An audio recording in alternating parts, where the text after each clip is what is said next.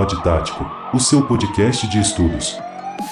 Salve delegacia, como é que vocês estão? Muita matéria acumulada? Aposto que sim. Então eu vim salvar a sua vida com o Pod Tático, o seu podcast de estudos para carreiras policiais. Você me encontra no Instagram, no TikTok e no YouTube através do @Polícia Civil Estudos. No episódio de hoje, eu vim te dar um bizu para você entender de vez a diferença entre os crimes de resistência e desobediência. QSL? Então bora. Bora falar então sobre a diferença entre resistência e desobediência. Ambos os crimes previstos no Código Penal, ambos os crimes são crimes contra a administração pública. O crime de resistência, ele está previsto no artigo 329 do Código Penal e tem a seguinte redação: opor-se à execução de ato legal mediante violência ou ameaça a funcionário competente para executá-lo ou a quem lhe esteja prestando auxílio, a pena de detenção 2 meses a 2 anos. Já o crime de desobediência está previsto no artigo 330, é o crime seguinte, ao crime de resistência, também no Código Penal, e tem a seguinte redação: desobedecer a ordem legal de funcionário público, detenção de 15 dias a 6 meses e multa. Então, vamos falar agora sobre as diferenças. Segundo a doutrina, somente ao delito de resistência se houver uma resistência ativa, que é caracterizada pelo emprego de violência ou ameaça contra funcionário ou particular que lhe presta auxílio, para impedir a execução do ato legal. Um exemplo: um indivíduo que agride um oficial de justiça que comparece em sua residência para cumprir um mandado de busca e apreensão. Então é importante destacar que a resistência passiva, sem o emprego de violência ou ameaça, não configura o tipo penal. Então a diferença está exatamente na questão do emprego de violência ou ameaça. Quando o particular ele vai se opor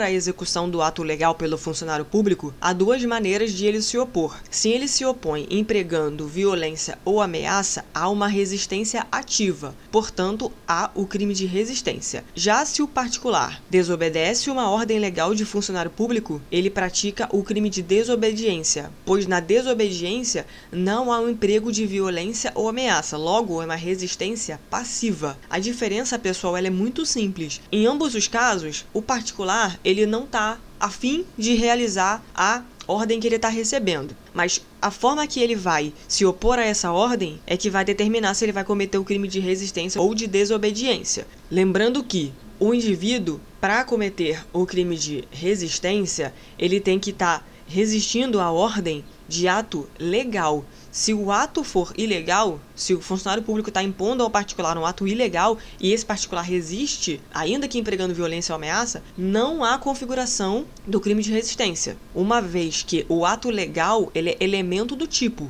Se vocês voltarem um pouquinho, vocês vão ouvir que eu li para vocês o texto do Código Penal que prevê o artigo 329 de resistência. No começo diz: opor-se à execução de ato legal, ou seja, o ato ser legal é uma elementar do tipo. Logo, se o particular se opõe a um ato ilegal, não configura o tipo penal, ok? É importante vocês lembrarem disso. Outra questão interessante acerca da resistência é que, se a resistência acontecer contra coisa, não configura o crime, beleza? A resistência ela tem que ser contra a pessoa, no caso, contra o funcionário competente, para realizar esse ato. Segundo a doutrina majoritária, a violência exercida sobre a coisa pública configura o crime de dano qualificado e não o crime de resistência. Então, as 3 características importantes do crime de resistência é o emprego de violência ou ameaça, o particular se opor a um ato legal e essa oposição acontecer contra funcionário competente ou contra um particular que esteja prestando auxílio a esse funcionário competente. Outra questão importante que vocês podem se perguntar é que, caso haja no mesmo contexto fático os crimes de resistência e desobediência, se haverá ou não concurso. Não haverá, tá, pessoal? Se no mesmo contexto fático o agente pratica a resistência e a desobediência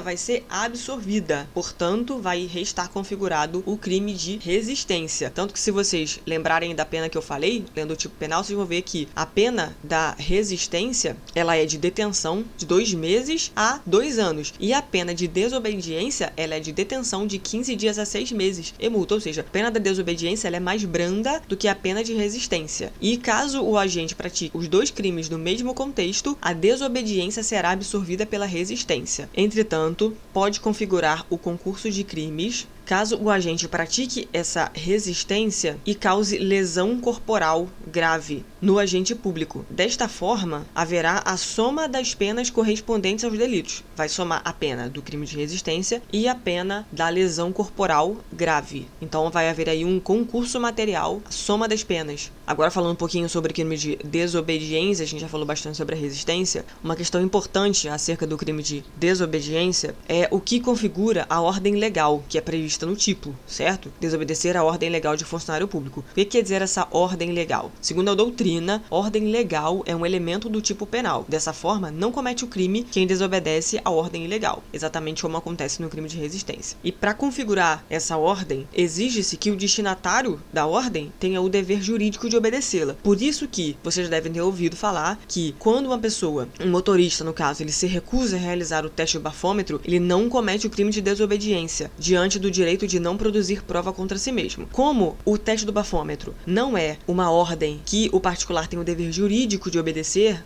ele está, de alguma forma, desobrigado, não configurando, portanto, o crime de desobediência. Também, acerca da desobediência, é importante que essa ordem ela seja direta e individualizada ao agente. Se for um mero pedido ou solicitação, não há o delito, e é preciso o conhecimento inequívoco da ordem pela agente. É importante que a ordem seja direta, individualizada, e é preciso também que essa ordem seja de conhecimento inequívoco. Ou seja, você tem que receber a ordem, entender que você está recebendo e aí você resolver se opor a ela, você resolver desobedecer essa ordem. Se você, de alguma forma, não viu, não percebeu a ordem dada, não tem como você desobedecer uma coisa que você não entendeu. Então é importante aí, no sentido do dolo, né, específico, do particular, desobedecer a ordem.